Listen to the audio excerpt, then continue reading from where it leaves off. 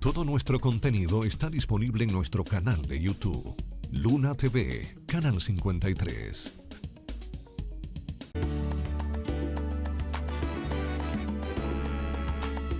Gracias por continuar con nosotros. Buenos días RD a través de Luna Canal 53 y las diferentes plataformas. En el día de hoy con un invitado de lujo, señores, estamos compartiendo con el fiscal titular de Santiago, Osvaldo Bonilla. Seguimos informándonos porque es importante también conocer qué pasa en Santiago con lo que tiene que ver con el Ministerio Público. Magistrado, ¿pueden los policías sacar a los detenidos de los diferentes destacamentos sin autorización de un fiscal? Bueno, hay que ver el contexto, porque el código, de alguna manera, la ley de 15 trajo consigo el hecho de que para hacerle, para entrevistar un imputado, él tiene que estar acompañado de su abogado y evidentemente del Ministerio Público para hacerle preguntas, para interrogarlo respecto de su proceso que le está siguiendo. Pero, evidentemente, cuando el policía arresta a alguien en la calle y lo tiene en el destacamento para ser llevado a donde el fiscal, tiene que movilizarlo y está en la autorización de hacerlo. Ahora, cuando el policía ya le entregó o presentó el imputado ante la jurisdicción del Ministerio Público, ya ese imputado está bajo la responsabilidad del fiscal y el fiscal tiene que autorizar cualquier movimiento que se haga respecto de ese imputado porque está en juego, número uno, su integridad física, por un lado, y número dos, sus derechos respecto a un proceso judicial que se le esté siguiendo. Entonces, hay espacio de cárceles, o como en el Ejido, funciona en Santiago, o en la zona sur, donde el policía tiene la carcelita preventiva previo a la llegada a donde el fiscal. Ya luego que llega donde el fiscal, entonces evidentemente el fiscal sí tiene que dar una respuesta antes de algún movimiento del imputado para moverlo a algún espacio, para hacerle alguna pregunta o para movilizarlo. Sin su consentimiento no es posible. Okay.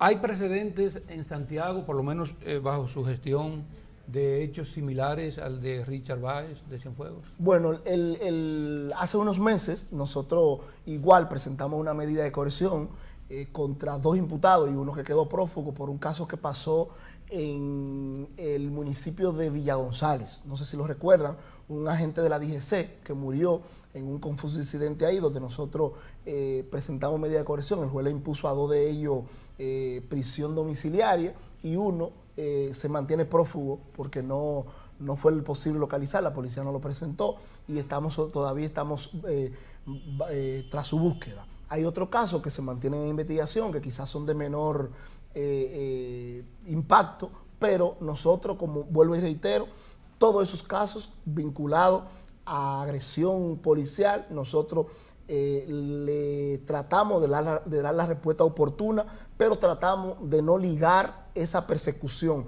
a 1 o 2 policías o 3 que estemos haciendo con un caso específico con la institución completa, porque la institución, el nombre de la institución, nosotros como institucionalistas también debemos protegerlo en el sentido de que es la policía que va a seguir dando el servicio y la protección como ciudadano a todos y dando respuesta a los demás hechos que se van a presentar en nuestra jurisdicción. Pero en el caso de Villa González, la víctima fue un policía. Sí, la víctima fue un policía, pero hay un policía que murió y los agresores fueron policías igual. Okay. Claro, hay un policía que murió en el incidente, pero hay otro joven que no resultó herido, que también fue víctima porque se querelló por intento de homicidio también. Ok, ¿tiene algunas medidas programadas del Ministerio Público para evitar precisamente que hechos como estos se sigan repitiendo en la sociedad? Bueno, nosotros tenemos un departamento de asunto interno en la Fiscalía de Santiago y conjuntamente con la Dirección de Persecución, que la magistrada Miriam Germán la designó a la magistrada Jenny para darle seguimiento a estos tipos de hechos que se puedan acontecer en el país, estamos haciendo los ajustes necesarios para seguir supervisando de manera más efectiva los diferentes destacamentos, las diferentes áreas, dando reportes más permanentes de los hechos violentos que se puedan producir entre la ciudadanía y la Policía Nacional y tratar de orientar, de saber que nosotros podemos ser como autoridad eficiente garantizando derechos, que no tenemos que ser, que dar golpe, que no tenemos que ser arbitrarios para garantizar derechos y para ser efectivos en la labor de investigación que hacemos. En Santiago hay varios casos de estas operaciones famosas ahora en el Ministerio Público, como la Falcón y Discovery. Sí. Ya hay incluso medidas de coerción. Ambos, sí. ¿Qué se espera en un juicio de fondo? Bueno, nosotros, como le hablaba en principio, son dos casos de importancia que nosotros como Fiscalía estamos trabajando conjuntamente con la Procuraduría General de la República como órgano principal del Ministerio Público y que hemos estado recibiendo el apoyo de ellos de manera total, tanto en el proceso inicial como en el día a día, en la litigación de los procesos. Hoy precisamente tenemos revisión del caso Falcón, de un grupo importante de los imputados, y en la semana pasada y ayer tuvimos ratificación de medida de coerción para 5 de ellos en la revisión de medida de coerción. Nosotros seguimos trabajando el acto conclusivo para lo más pronto posible y que la ley nos permita presentar el acto conclusivo contra la persona que nosotros entendemos que tiene la responsabilidad mayor de ese grupo de 25 imputados que tenemos en el caso Falcón. Y en un juicio de fondo nosotros esperamos, evidentemente, a partir de la acusación, ya después que estructuremos bien el acto conclusivo, lograr una condena ejemplar con un caso de impacto que vinculaba a la ciudad de Santiago con el este del país y parte de la ciudad capital en una operación de narcotráfico como delito precedente, pero que su grueso, su fortaleza es de lavado de activos, donde dos cabezas, básicamente, Eri Mosquea y el extraditado W del este, organizaban el sacar droga a Puerto Rico, y ese dinero, producto de la droga, era invertido en esas ciudades, y eso es lo que estamos persiguiendo: lavado de dinero vinculado a una estructura muy cerrada de familiares, primos, amigos, hermanos, padre, madre, y básicamente es el grueso de la imputación de lavado que el Ministerio Público está haciendo. Es una investigación bastante minuciosa, bastante técnica, que nosotros estamos avanzando a la mayor velocidad posible, y que en los próximos días o semanas estaremos dando respuesta al acto conclusivo. Ya a partir de ahí, entonces esperamos lograr apertura a juicio y luego una condena ejemplar en el tribunal colegiado que le corresponde. Eso por un lado con Falcón. Por el otro lado, con el caso Discovery, que es un caso vinculado a estafas electrónicas que operaban desde Santiago, estafando ciudadanos de la tercera edad en Estados Unidos, donde funcionaban call centers en diferentes sectores de Santiago, con jóvenes en su mayoría deportados que manejaban de una manera fluida o manejan de una manera fluida el idioma inglés para producir llamadas de estafa, llamadas engañosas a americanos, llama adultos mayores que tienen nietos y podían engañarlos. Y esas estafas tenían mulas que recogían los dineros en las casas y luego las mandaban a través de las diferentes compañías de remesa y le llegaban a los diferentes cabecillas de la organización, que fue a la persona que la juez que conoció el proceso en atención permanente básicamente le impuso la prisión preventiva, unos 7, y a otro le puso prisión domiciliaria, a 2, si mal no recuerdo, y al grueso le puso garantía económica, que eran ya lo de menor participación o los que no tenían la fortaleza económica. Entonces, ese caso está en una participación embrionaria, porque lo que tenemos es quizá 2 meses del proceso, pero nosotros seguimos trabajando posibles ramificaciones del proceso para seguir impactando, porque sabemos que hay otros tipos de organizaciones vinculadas que siguen operando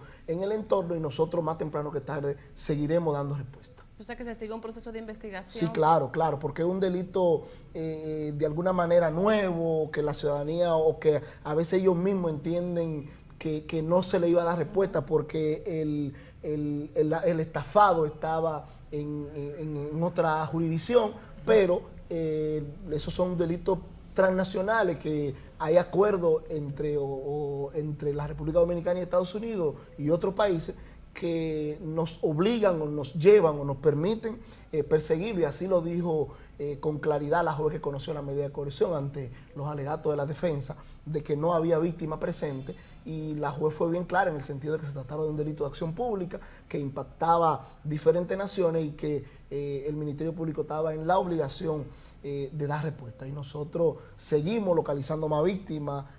Hay aproximadamente 2.000 víctimas identificadas en los Estados Unidos, que nosotros en su momento, algunos de ellos vendrán al país o mandarán algunos poderes especiales para que los representen, pero es un caso de técnicamente muy importante, y que nosotros como Fiscalía y como Procuraduría, con los organismos internacionales, con las agencias internacionales que nos han ayudado en la investigación, estamos satisfechos por el hecho de que es una investigación novedosa que nos permitió ver otra rama de la investigación. No es el homicidio tradicional, sino es un delito que tuvimos que emplearnos a fondo, desde las interceptaciones telefónicas hasta otras investigaciones o hasta otras técnicas de investigación, para lograr que se le impusiera prisión preventiva a los cabecillas de área. Magistrado, ¿qué ha pasado con la investigación que se le estaba llevando a cabo al ex fiscal de Santiago, Francisco Núñez? Bueno, es un tema que está en manos de la Inspectoría del Ministerio Público, y yo por cada vez que me hablan del tema, por tema ético y porque no corresponde a mi jurisdicción el tema de la investigación, trato de no tocarlo más allá de informar a la población que es un tema que él sigue suspendido, y la Inspectoría del Ministerio Público continúa haciendo la investigación. Okay. En otro caso, magistrado, las cárceles del país, y Santiago no es una excepción, siguen llenas de presos preventivos. Un 75% se habla de que son preventivos. ¿Qué está haciendo, qué hará el Ministerio Público para que esto no siga sucediendo? Sí, bueno, yo creo que en términos general el número es menos. Entiendo que un 60-40, en el sentido de 60 preventivos y 40 condenados,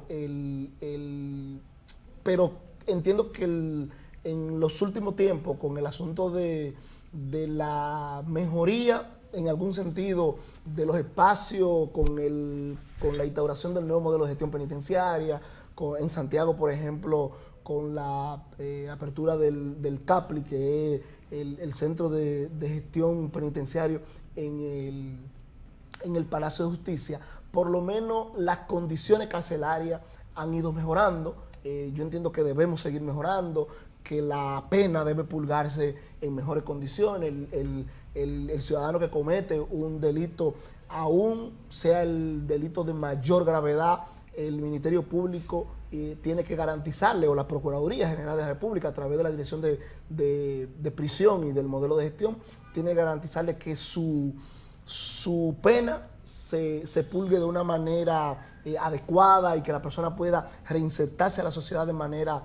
Y por eso creo que el Ministerio Público está haciendo los aprestos para que todos los presos preventivos, todos los presos no estén uno en modelo y otro en cárcel vieja, sino que todos pertenezcan al mismo modelo, donde se le permita crecer como ser humano, donde se le permita estudiar, y que la gente salga con un oficio aprendido de ahí. En términos generales, eso es lo que pienso. Sin embargo, en el tema de la prisión preventiva, hay gente que opina que el Ministerio Público debería pedir menos prisión preventiva, que el Ministerio Público debería ser racional. Sin embargo, el Ministerio Público trata de que cuando pide una prisión preventiva sea en los casos de mayor impacto, de mayor gravedad. Ya quizá en lo adelante tenemos que sentarnos a ver cuáles son esos casos que aplican, cuáles son los casos donde se puede tratar de ver algún tipo de salidas alternas, como se ha venido planteando, y quizá eso pueda bajar, reducir el número de presos preventivos que tenemos en las jurisdicciones. Pero también la agilización de los procesos en los tribunales va a permitir que esos números puedan revertirse, en el sentido de que en vez de un preso durar 4 años esperando una condena o un descargo en un tribunal, los tribunales, y con la participación tanto del Ministerio Público, defensa, de que las audiencias no se aplacen tanto porque el imputado no vino, el imputado que está suelto, por ejemplo, en los casos de droga, la cantidad de personas en libertad que no van a las audiencias cuando se les convoca y se declaran en rebeldía es altísima. y eso también es responsabilidad del defensor técnico y del imputado de no presentarse. Entonces es una responsabilidad compartida de todo el sistema de que nosotros podamos salir rápido de los procesos para que esa decisión final se conozca como establece el código en un año, en menos de un año, quizá la decisión de primer grado, como yo tengo el ejemplo de Puerto Plata, donde los procesos se conocen con mayor prontitud, por lo menos antes de la pandemia, y la realidad de preso preventivo versus condenado la dejamos en Puerto Plata diferente, en el sentido que en vez de ser 60-40, era 40-60.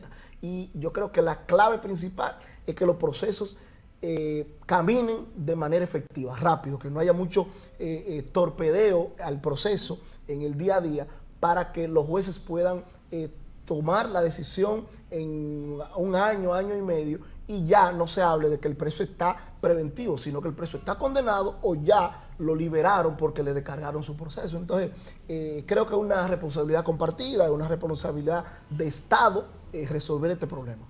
¿El 60% es aquí en Santiago o es general? No, me refiero en términos generales. ¿Y aquí en Santiago cómo anda? Es más o menos el mismo patrón. ¿Esa es la media? Sí, esa es la media.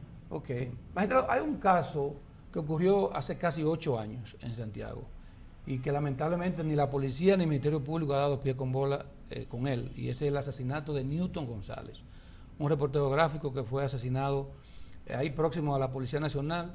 No hay un detenido, no hay un juicio abierto, sus padres murieron esperando que se hiciera justicia. ¿Ese caso perimió definitivamente? No, definitivamente. Yo conozco el caso por referencia de que, bueno, yo estaba, creo que me había ido reciente a Puerto Plata cuando ese caso pasó, pero por el tiempo no ha perimido. La investigación sigue abierta, evidentemente tiene que haber algún tipo de recoger las evidencias que puedan haber para ver si se puede retomar los elementos que quedan del proceso. Cuando, como tú sabrás, cada día que pasa es más difícil dar respuesta a estos hechos criminales que se presentan a nivel nacional y en Santiago.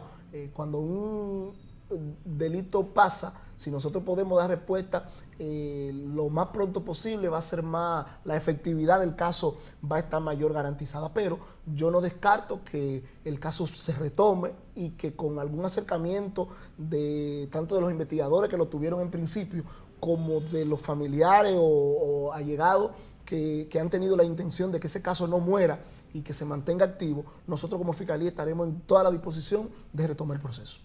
Muy bien. Bien, agradecemos la comparecencia del fiscal titular de Santiago, Osvaldo Bonilla, que con mucho gusto cedió a nuestra invitación. No, gracias a ustedes por la invitación. Estamos siempre abiertos a ustedes, tanto ustedes como todos los medios de comunicación auditen el trabajo que nosotros realizamos siempre. Yo digo que la crítica es importante para nosotros los funcionarios públicos, porque eso nos obliga o nos lleva a darnos cuenta de cosas que a veces no la vemos desde el confort de una oficina o de un aire acondicionado. Sin embargo, los medios de comunicación, los líderes sociales, son quienes en los sectores, en los barrios, en todos los espacios, se dan cuenta de cosas que nosotros no vemos. Y yo tradicionalmente he sido un abanderado de que de la mano de la crítica constructiva podemos hacer mejor, tener una República Dominicana mejor. Excelente. Bueno, un placer compartir con usted. Gracias por la invitación. Gracias a toda nuestra gente por seguirnos a esta hora de la mañana. Buenos días, RD, a través de Luna, Canal 53. Hasta mañana. Todo nuestro contenido está disponible en nuestro canal de YouTube, Luna TV, Canal 53.